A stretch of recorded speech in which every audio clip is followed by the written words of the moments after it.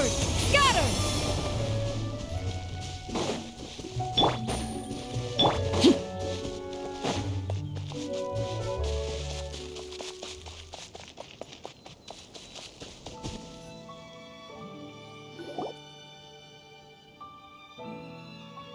What is this place? Somewhere long forgotten by everyone. It used to be a grand building. Now it's nothing more than a pile of rubble. No one comes here anymore, nor does anyone care about what once happened here. Although, this place does have something to do with the story I'm about to tell you. It was before I became a harbinger, and before Linny and the others joined the House of the Hearth. Due to certain events, I first killed Clairvy and then her mother. And this is where it all happened. You were the one that killed Clairvy? Patience now. Allow me to explain Clairvy's side of the story first. I'll start from the beginning. Clairvy was 6 years old when she was brought by her mother, Crucibina, to live in the House of the Hearth. From the outside, it seemed like a fairy tale. A thriving family made up of kind adults and friendly children. Crucibina was the knave at that time, and the House of the Hearth was under her control. She was Clairvy's mother by blood, but she was also the mother to all the children in the house. Clairvy was happy here, for a time. But she quickly realized that being part of this family wasn't a fairy tale at all. It was a kind of purgatory. Purgatory? Exactly. The House of the Hearth takes in war orphans from all over Tevat. But as for how to raise them, that depends entirely on the person in charge. Crucibina came up with a novel idea. She would teach the children to fight, force them to duel each other, and then crown as the king of the house the child who proved themselves most worthy of inheriting her title. It's difficult to estimate the number of children who died or were maimed in the process. There's little I can say about the ones who died. The ones that emerged with permanent injuries, on the other hand, well, they still served a purpose. They would be handed over to the doctor to be experimented on, or sent away on dangerous missions. Nothing more than tools to be used and then discarded. So those were the experiments Clairvy was talking about. But what actually happened to her? You said that Clairvy was Crucibina's daughter, so if Clairvy tried to convince her to stop what she was doing, Crucibina probably would have listened, right? Despite being Clairvy's mother, Crucibina cared little for her daughter. She forced Clairvy to join the House of the Hearth only as a means to demonstrate her own impartiality as a mother, to prove that she treated all her children equally. Clairvy did try to convince her mother to change her ways, but it was to no avail. After her efforts failed, the only other option was to rise up and try to fight back. Unfortunately, the other children had already been thoroughly indoctrinated into the illusion of happiness Crucibina had created. Of course, there was one exception. Someone Clairvy's age who knew the truth about the House of the Hearth. Her name was Peruere. Wait, the friend that Clairvy mentioned? Friend, huh? I suppose we can call her that for now. Clairvy was a cheerful and passionate person with a tenacious spirit. Peruere, on the other hand, was rather cold-blooded. Her cold-blooded nature allowed her to see through Crucibina's facade. Yet, it was also this cold-bloodedness that prevented her from acting against it. At least at first. While Clairvy longed for freedom, Peruere was convinced that, amid all the fighting and violence, she would make it until the end. Despite their differences, the two became fast friends, united by their knowledge of the truth. Clairvy told Peruere that she hoped to create a real family, where no one would be killed or sacrificed. There may have been a certain naivete to her ideas, but Clairvy proved her determination many times over. She tried countless times to run away, ask for help, or expose the truth. But her efforts only earned her beating after beating. The only thing that kept her going was her strength of will. Even with her body racked with pain, she would still stand on her tiptoes and open the window at night. She and Perouer would look out at the moon together, a fierce longing for freedom shining in her eyes. But one day that light simply vanished. Oh no. What happened? Her hopelessness resulted from a culmination of things. 10 years had passed. 10 years worth of failure after failure. She and Perouer weren't children anymore, but finding any chance to escape still seemed as hopeless as ever. It was during this time that Perouer suggested a new plan. If escaping was out of the question, why not take down the very person sitting on top of this throne of lies? Mother herself. Clairvy rejected that proposal. She claimed that, as a famous harbinger, Crucibina possessed an unimaginable amount of power. Trying to kill her would have an incredibly low chance of success. Clairvy never gave another reason, but Perouer could see it written all over her face. Clairvy still thought of Crucibina as her mother. Killing her own flesh and blood was a line she couldn't bring herself to cross. If she couldn't escape and fight back, then only one option remained. Precisely. Death was the only way that she felt she could be free. It happened during a duel. When she arrived at the dueling ring that day, her partner turned out to be none other than Perouer, the very person that had stood by her side all those years. It was a fierce battle, but ultimately, Clairvy decided to let Perouer end her life. From that moment on, Perouer's journey was one written in flames. When the rain finally came and washed it all away, there she stood, the sole victor in Mother's endless game of slaughter, a trail of corpses strewn across her path to success. It was the very result she had predicted 10 years prior. Even then, she believed she would make it until the end. She wasn't surprised by the fact that she emerged as Mother's undisputed heir. Rather, her success left her with an inexplicable sense of restlessness. She was unsettled. And there was only one thing that could quell that sensation. Perhaps you two would like to take a guess as to what it was? Crucibina, you mean? But... Correct. This is the place where Perouer killed her best friend. A mere year later, this is also the place where she fought tooth and nail to kill the mother they shared. The moment she acted, any conception of what was right or wrong ceased to matter. It's one of the principles of the house. Only those who survive get to write the rules. Perouer won the battle, and became a harbinger herself. After which Her Majesty, the Tsaritsa, bestowed upon her a new name. Arlecchino. So the Perry Clairvy was talking about... It was you all along. You're Perouer. Arlecchino is just a name you got later. I left that name behind long ago. I must say, hearing it now does bring back memories. After I defeated Crucibina, the moniker of Mother died with her. I chose to forego the title she called herself, and even chose to give up my own name. I rebuilt the House of the Hearth under a new identity, not only as Arlecchino, but as father. And that is where the story ends. Any more questions? Yeah.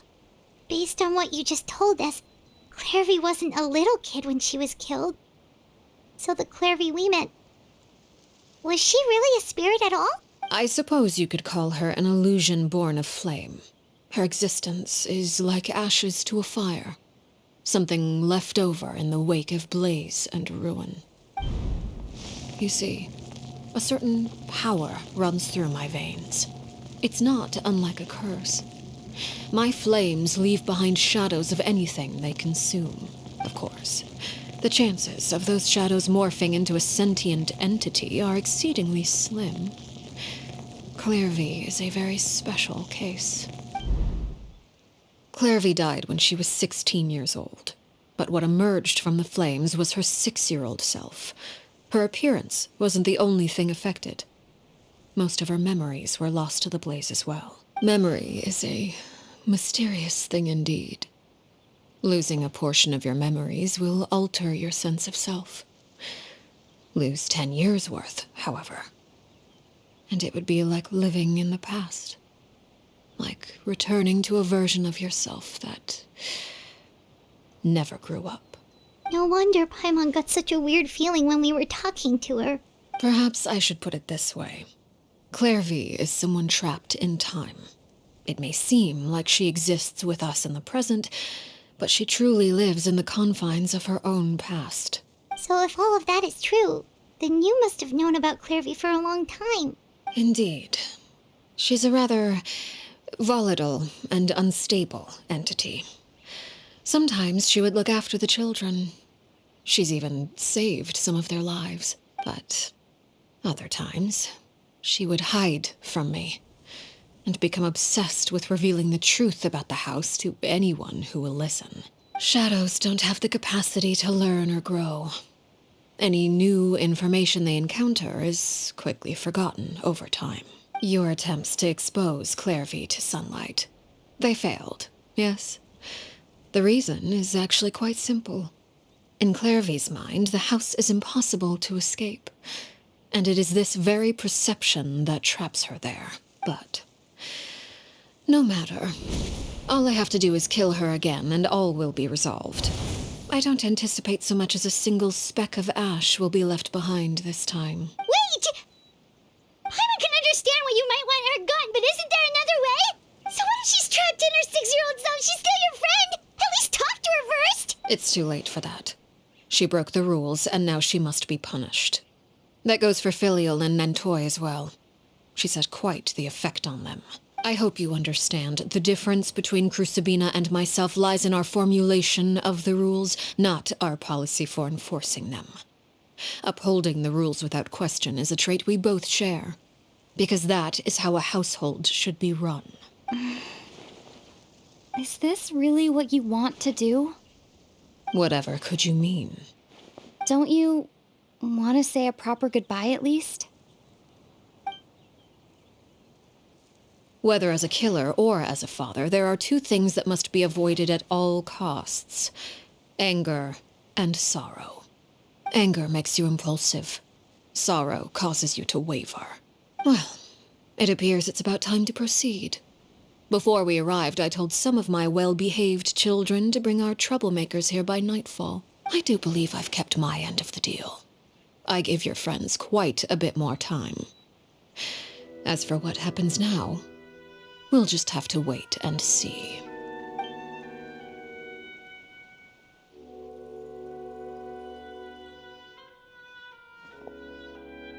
Here they are, Father. You gonna execute him? Seeing something like that would actually be a first for me. Winnie! I'm sorry. I heard about how you helped buy us more time, but I still failed. I couldn't find a way to fulfill her wish. Huh? Are you... Perry?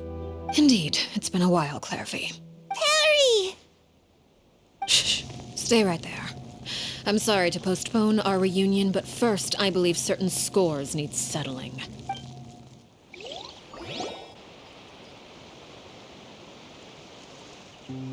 Father, let me explain. Out of my way. Father! You chose to conceal a threat to the house, and for that, you must be punished. Overall, however, I suppose your wrongdoing is hardly the most egregious of the bunch, so I'll deal with your punishments later. As for right now, the more pressing concerns are the traitors among us. By traitors? Do you mean us?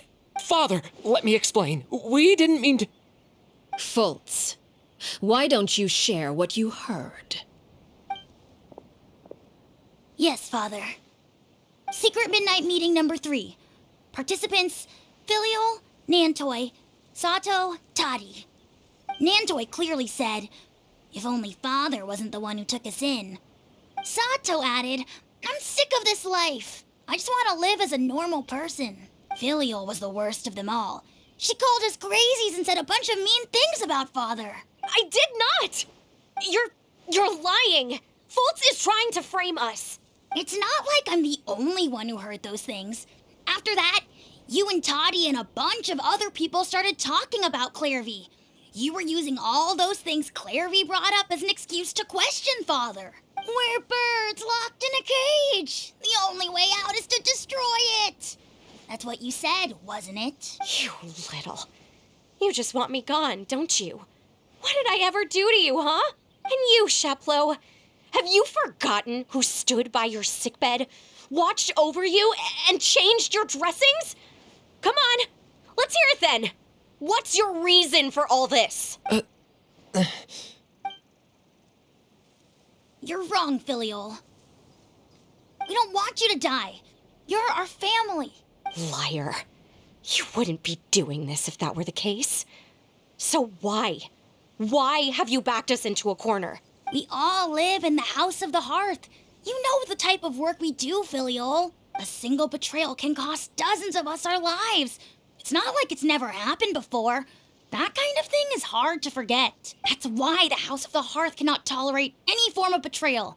Ever since we came to Poisson, you've had 7 secret meetings. A lot of the things you talked about really crossed the line. You've been spying on us for half a month? Wait a second. Now that I think about it, the move to Poisson was just a way to make it easier to spy on us, wasn't it? Because we were all in one place. You've had this planned all along. Filial, Nantoy, I'm sorry. I owe you both my life. I owe Clairvy too. If it weren't for all your help after I got poisoned, I wouldn't be standing here today. If this were any other situation, I would do anything to repay that kindness, even if it cost me my life. But rules are rules. I'm sorry. My hands are tied. Why? That's enough, Filial. We made a mistake, and we should own up to it. We broke the rules, plain and simple. And now we have to face the consequences. I'm sorry, Chapleau. Fultz. I'm sorry, Father. We accept our punishment. Chapleau, according to the rules of the House of the Hearth, how should these traitors be punished? All those who betray the house pay with their lives. And so it shall be.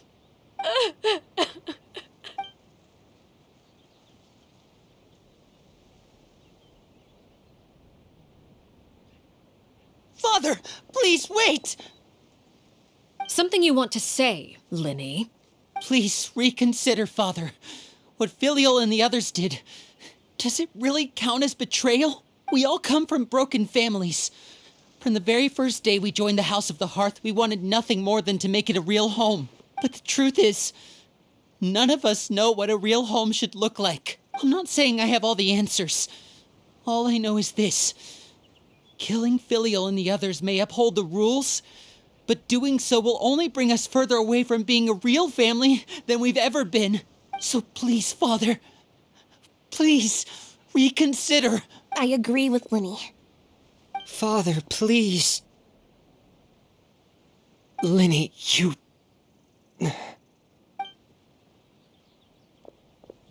I also agree with Linny. An order once given cannot be rescinded. However, given the extent of your determination, I suppose we shall have to go about this a different way. Draw your weapons and face me. Our weapons? Father, are you referring to a duel? Precisely. The rules of the house will not be altered. Traitors must be punished. However, resolving disputes with a duel is also one of our rules, one that also applies to me. Demonstrate a sufficient showing of strength, and I shall offer a concession. Wait. Beat Father in a Duel? Impossible. Father is way too strong, even for Lenny.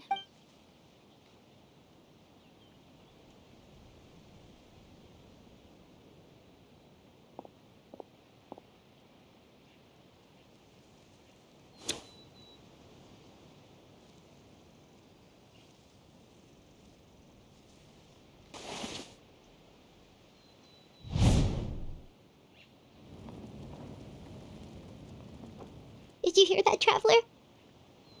Lenny and the others have to duel the knave. What should we do? Can they really win something like that? If they lose, those people from the house are really gonna be executed. Hey, are you listening?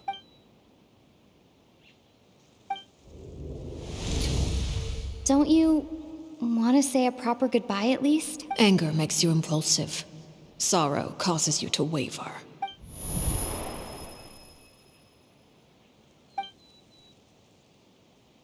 Oh, looking at that expression on her face, she seems really serious about this. Guess that means there's no chance she's throwing the duel on purpose, huh? When guests are around, families are often on their best behavior. And any disputes are less likely to escalate. When the time comes, make the choice that you deem most appropriate in the situation, and lend your help to the House of the Hearth.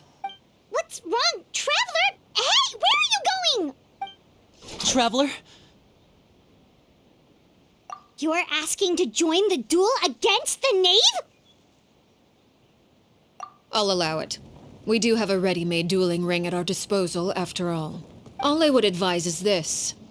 Keep a firm grasp on your weapon, and give it your all. Any less, and you may just lose your life.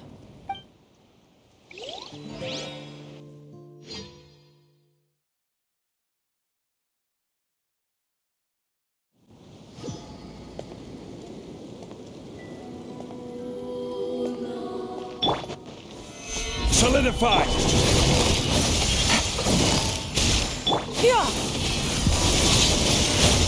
Order guide you. Is it my turn now? Laid bare. And voila!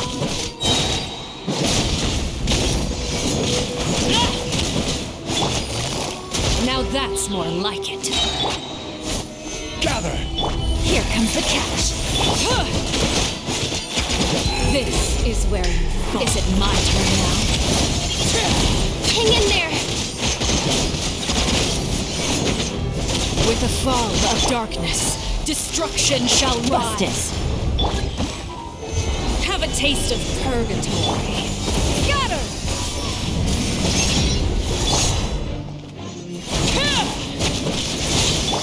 Try to pace yourself.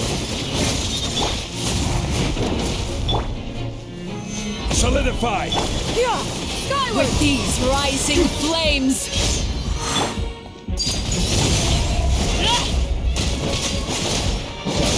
Is it my turn now? Now's our chance!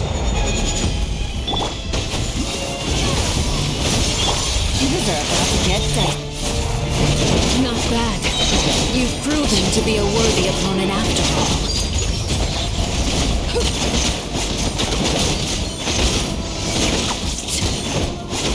Are you alright?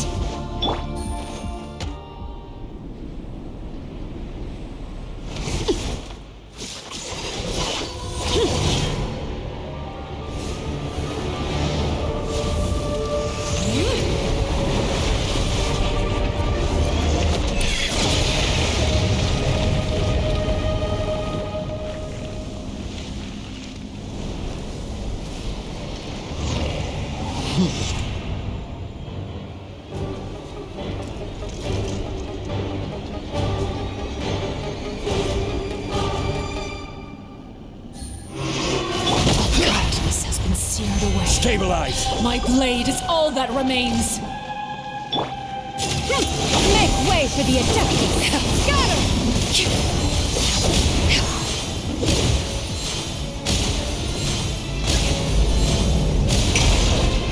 Your punishment made manifest. Over here!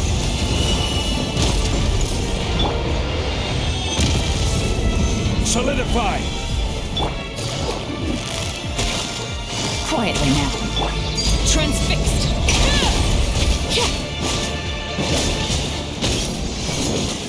Watch out for Father's movement! Look out! Some death is only the beginning.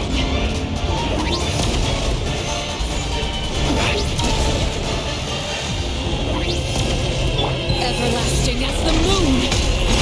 Overruled!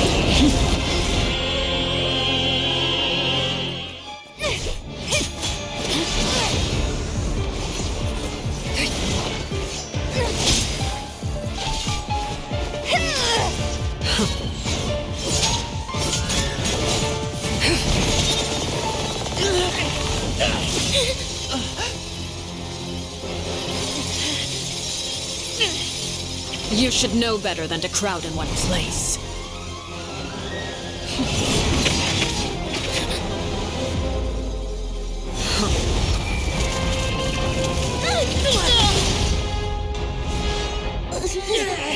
Oh, I know.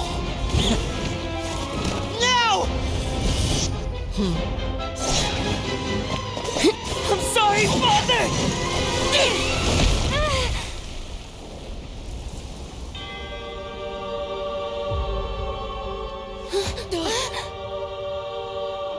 Sorry for what? This pitiful excuse for an attack.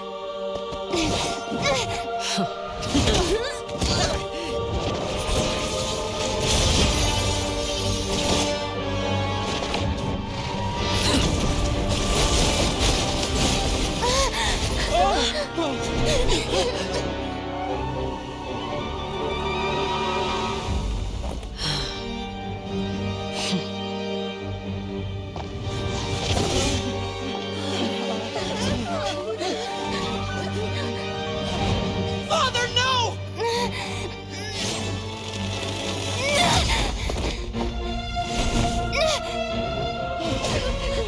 Made it out, did you? You're stronger than I expected.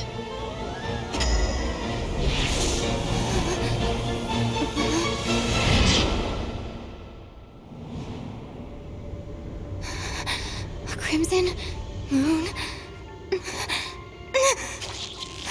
I can't move.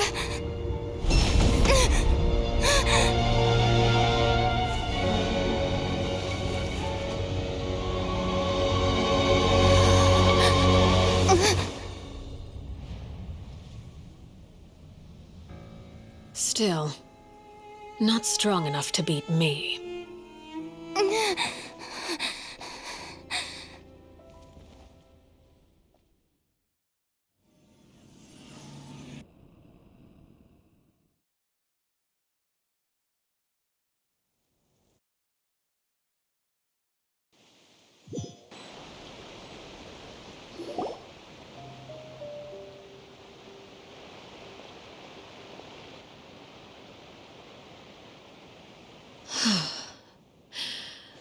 I believe we can end things here. It's not often that we get to enjoy the company of guests, after all. We wouldn't want things to get too out of hand. Brother, are you all right?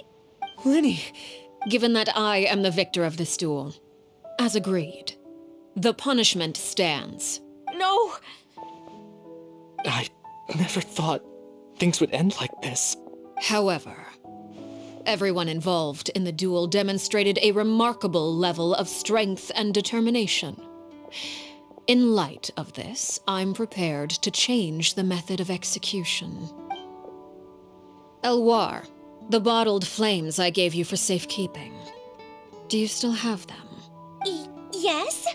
I wasn't sure what they were for, but I've kept them super safe. I didn't lose a single one. Wonderful. Then, in just a moment, I'll have you administer them. Bottled flames? Indeed.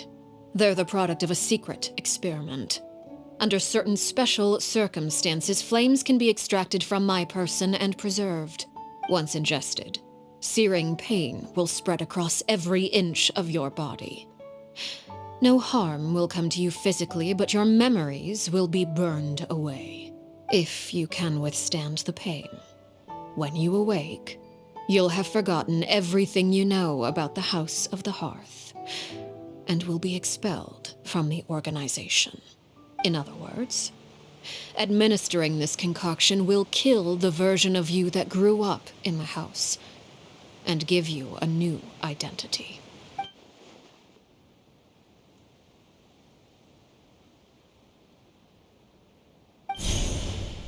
Memory is a mysterious thing indeed. Losing a portion of your memories will alter your sense of self.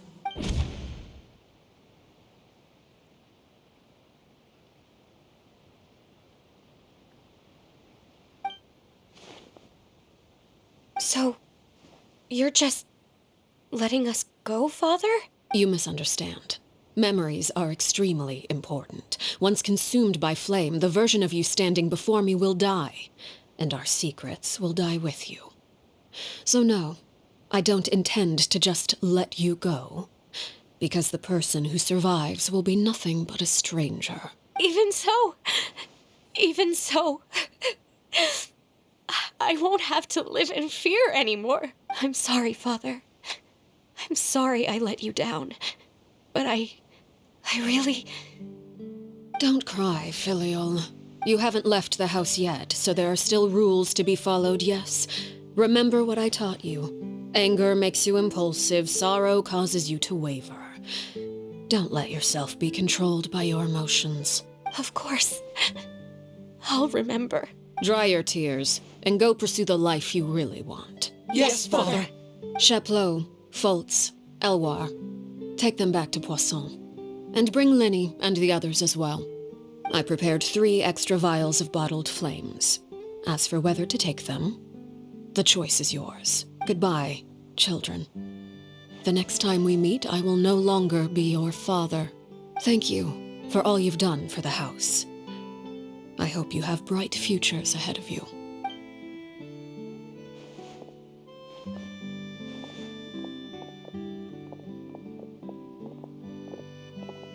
Father.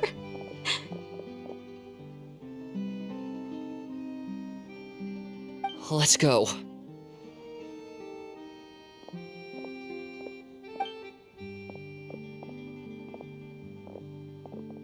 Here, grab my arm, Linny. I'll help you walk back. Thank you.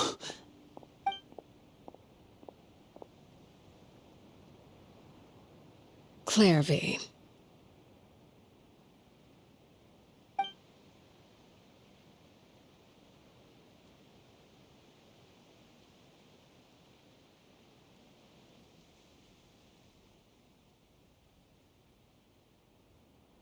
Can we talk now? I've been waiting for a super long time. You really are Perry, aren't you? I haven't seen you in so long. How come you're all grown up? Wait, did I somehow travel to the future on accident? Or am I dreaming? What a long dream. Neither. You died, Clairvy. That's what happened. You could have at least sugarcoated it a little. Look, she's speechless. Oh. Okay then. Huh? That's it? You accepted it just like that? Yep. If that's what Perry says happened, then I believe her. Perry wouldn't lie to me. Plus, I don't really need to know why I'm like this. I'm more curious about what happens in the future. If you're a harbinger now, Perry, that means Mother is gone, isn't she? Can you tell me about it? I want to know what happened to her. And to me. You never stopped trying to defy fate. At first, no one believed you. You could only vent your frustrations to the moon. In fact, you often sought comfort in the night sky. You wanted to see the aurora, so one night we promised each other we would go to Snezhnaya to see it together. Later on, you tried to run away, but you were brought back each time. Mother spared your life, but it wasn't out of kindness. Instead, she decided to make an example of you by slowly torturing you over time. That way, the other children would know what happens to traitors. Still, you never gave up. Mother hoped that through ruthless duel after ruthless duel, she would be able to crown an ultimate victor among the children she raised. But you called on everyone to unite, to fight to a draw in order to reduce casualties. Your efforts may have only delayed the inevitable, but still. You gave them hope. You tried everything you could think of, but every attempt ended in failure. Still, you never turned your sword on Crucibina, and you never turned it on me. On that gloomy day, you told me, for the last 16 years of my life, I've done everything I can to fight for freedom. But now, I realize that the only freedom I truly possess is the freedom to choose to die. I never imagined I would say something like that.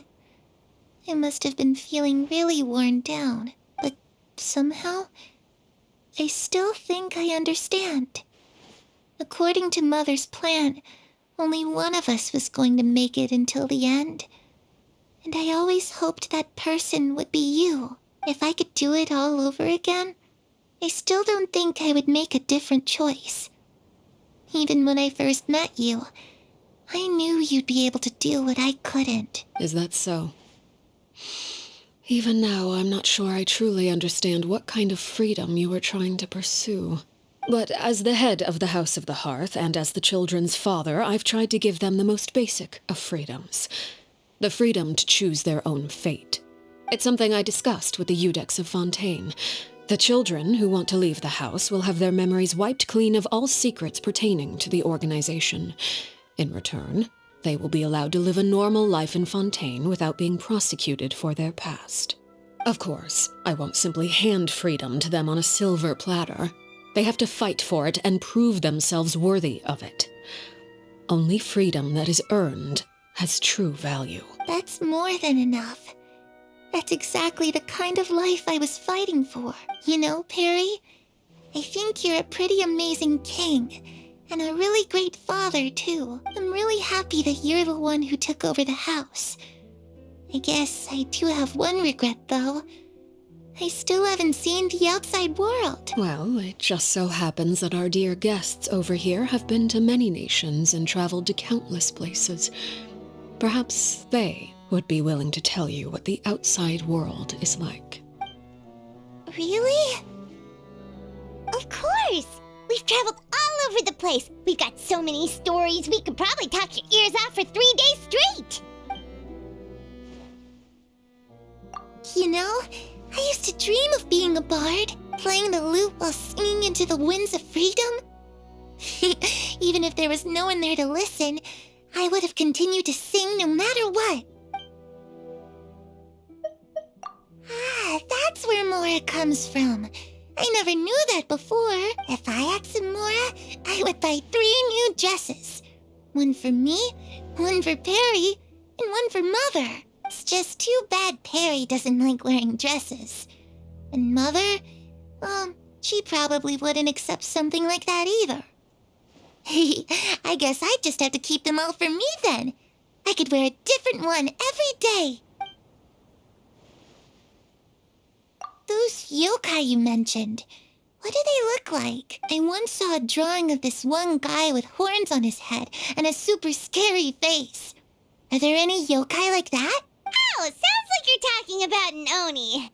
Yep, we've met one, and let Paimon tell you, they're not nearly as scary as they look.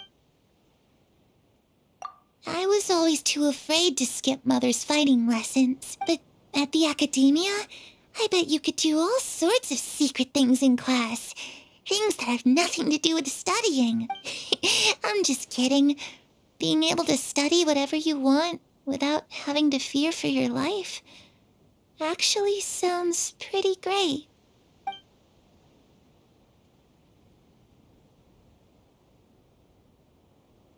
The situation was super dangerous. Lenny and Lynette were accused of committing a crime, and they were going to have to stand trial at the Opera Epicles.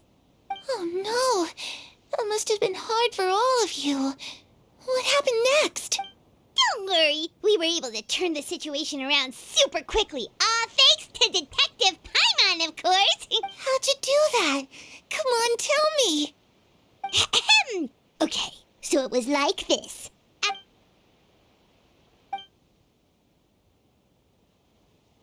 Shadows don't have the capacity to learn or grow. Any new information they encounter is quickly forgotten over time.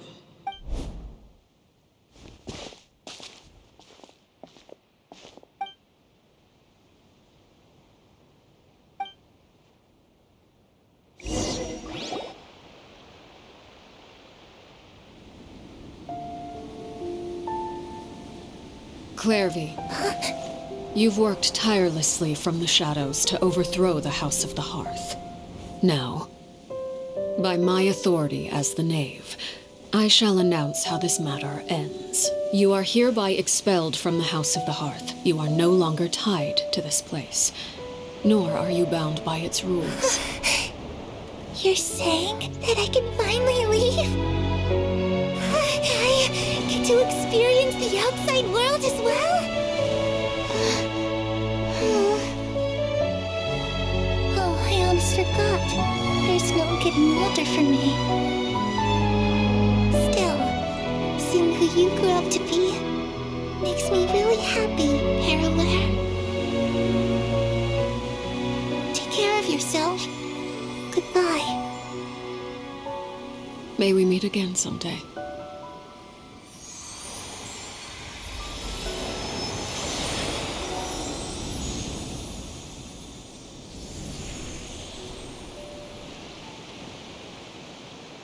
Clairvy.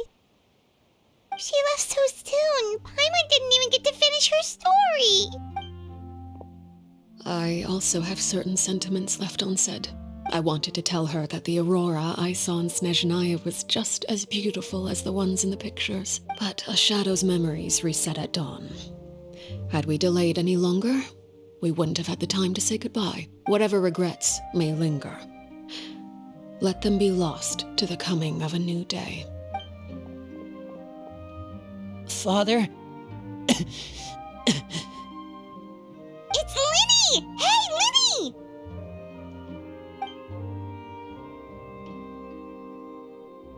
What is he doing back here? Let's go check it out.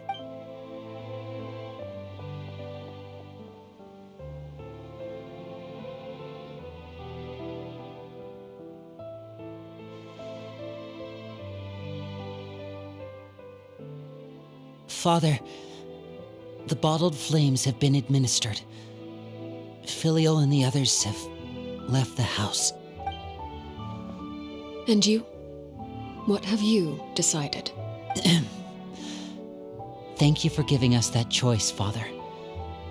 But we never wanted to leave the house. It's the only home we've ever known. Lynette and Fremine feel the same way. They're recuperating back at the Hotel Bouffe Tété. But I decided to come back and tell you where we stood. I'm sure you're well aware of the expectations I have for you. I want you to follow in my footsteps and become the next king of the house. Yet you seem to have different ideas, I must admit. I'm rather surprised by your decision to stay. There's nothing wrong with choosing to live a quiet life. Leading this organization is a heavy responsibility, one not so easily carried by someone forced onto the throne. I just never understood what you saw in me. What made you believe I was deserving of that throne? You're brave, talented, and, most importantly, you cherish your family. You would do anything to protect them, even if it costs you your life.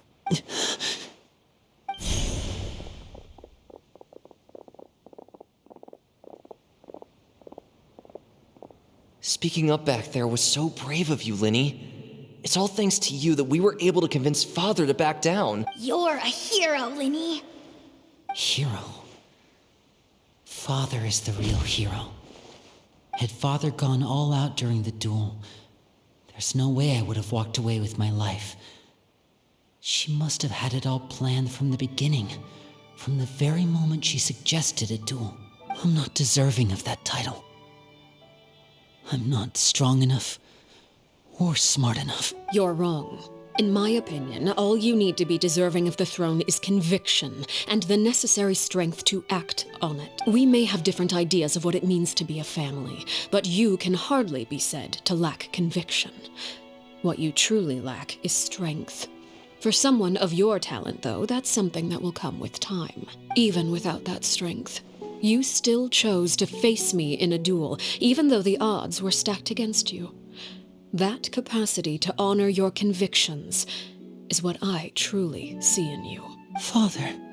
No one knows what the future holds, what tragedy or triumph may be in store. Being at the head of this organization requires the strength of will to face whatever comes. Caution will only hold you back. If reaching a certain standard were required to go after what you want, I would never have succeeded in killing my predecessor. Back then, there was still a considerable gap between our abilities. Strength may decide the ultimate victor, but those who let a lack of strength dictate their decisions or undermine their convictions will never be worthy of the throne. I understand, Father. Thank you. Children must grow up to surpass their parents. Only then can a family continue to flourish. The road ahead is not an easy one, so I'll ask you one last time. Are you certain you want to stay? You've done so much for me, Father, and that kindness must be repaid. Plus, with Project Stuja at hand, there are many dangers ahead, and I, for one, don't intend to back down. Protecting my family at all costs. That's my conviction. Then you're welcome to stay. As for Project Stuja, you need not be too concerned. If those cowardly businessmen and heartless dignitaries try to take us down, I'm prepared to teach them a lesson. Having members who longed for the light was our organization's last weakness. With those members no longer among our ranks, the House of the Hearth is like a spider hiding in the shadows. We need only wait for our prey to come to us. At present, our imperative is to use their plan to our advantage. In doing so, a crimson moon shall rise amid the frigid blizzards of winter. No demonstration of loyalty shall go unrewarded, and no sacrifice shall be in vain. As for the two of you, whether we meet again as friend or foe, I'll remember the camaraderie we shared in this moment, no matter how arduous the journey ahead. I hope we both reach our desired destination.